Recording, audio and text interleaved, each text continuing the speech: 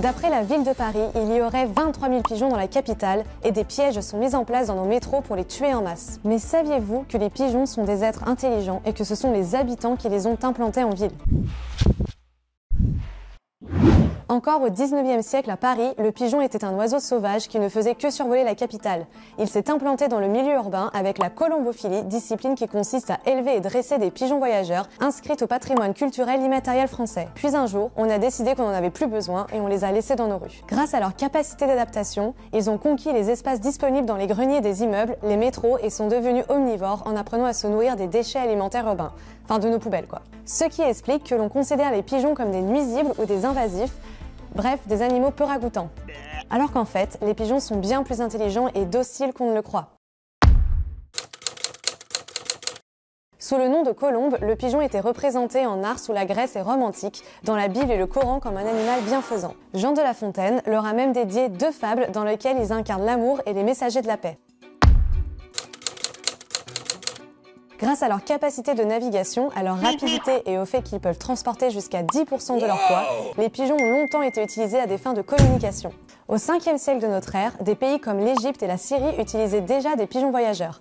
Lors des Jeux Olympiques de l'Antiquité, les pigeons étaient utilisés même pour transmettre les résultats des épreuves aux supporters. Et dans les années 1800, la famille Rothschild utilisait son réseau de pigeonniers pour communiquer sur les finances.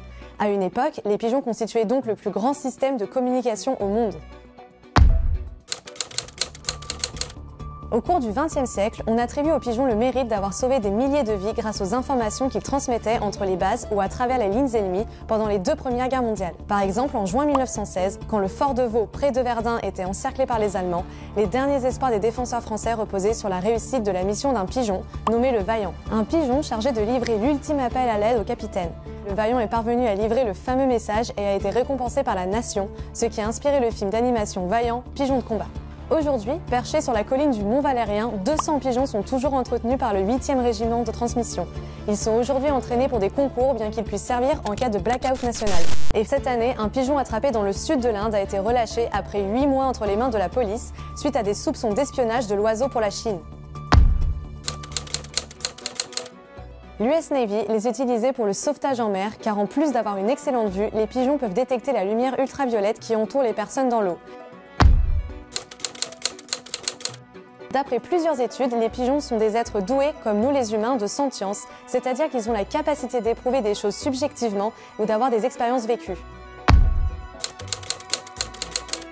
Les pigeons de course peuvent coûter très cher. Le pigeon le plus cher jamais vendu a coûté près de 1 900 000 $. Le problème aujourd'hui, c'est leur excrément. Même s'ils servaient de complément d'engrais en agriculture bio pendant longtemps, aujourd'hui, les gestionnaires des villes y voient surtout une dégradation des bâtiments et des voitures. Les mairies, les bailleurs sociaux ou encore la SNCF ont donc débuté une guerre sans merci. Ils peuvent installer des filets qui finissent par les piéger et les tuer, voire directement pour les gazer. Ils organisent parfois des captures suivies de mises à mort ou les tuent avec une pince coupante ou par système sous vide. Pourtant, une solution de cohabitation pacifique existe, le pigeonnier. Nous sommes partis rencontrer l'association PAZ, Paris Animaux Zoopolis, qui s'oppose à ces méthodes cruelles. Bonjour, je suis Amandine Sanvicens, cofondatrice de l'association PAZ. Nous défendons les intérêts des animaux et aujourd'hui, je vais vous parler des pigeons. Notre association PAZ mène une campagne pour en finir avec les méthodes létales visant les pigeons. Ils sont vraiment méprisés et même dans certaines communes, ils sont tués. Je rappelle qu'en France, il y a encore des villes qui capturent les pigeons pour les gazer. Donc nous sommes ici à la station de métro Jaurès, à Paris, dans le 19e arrondissement.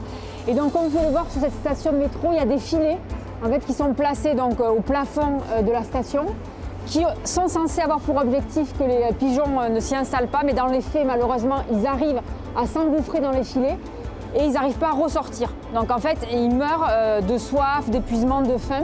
Et donc là, juste ici au-dessus de nous, on peut voir un cadavre d'un pigeon qui est mort. Juste à côté, on a un pigeon qui est vivant, pris au piège du filet, donc on peut se demander dans combien de temps il va mourir. Et donc, suite à notre mobilisation, la RATP a placé ces espèces de corbeilles en plastique.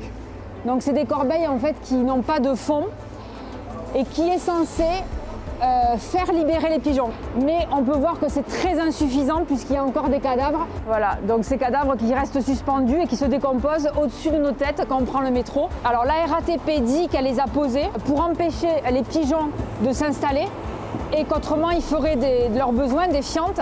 Bon, ce qu'on peut constater, c'est qu'il y a quand même des fientes, hein, enfin on peut les voir ici. Donc en fait les filets, ça n'empêche pas les pigeons de s'installer, ils s'y installent quand même. Et donc nous évidemment, ça fait depuis des mois qu'on demande à la RATP de retirer totalement ces filets. Et en parallèle, on demande que soient installés des pigeonniers pour donner un lieu de vie aux pigeons. Puisqu'en fait, s'ils sont là, c'est qu'ils n'ont pas d'endroit pour nidifier, construire leur nid et que leurs petits naissent.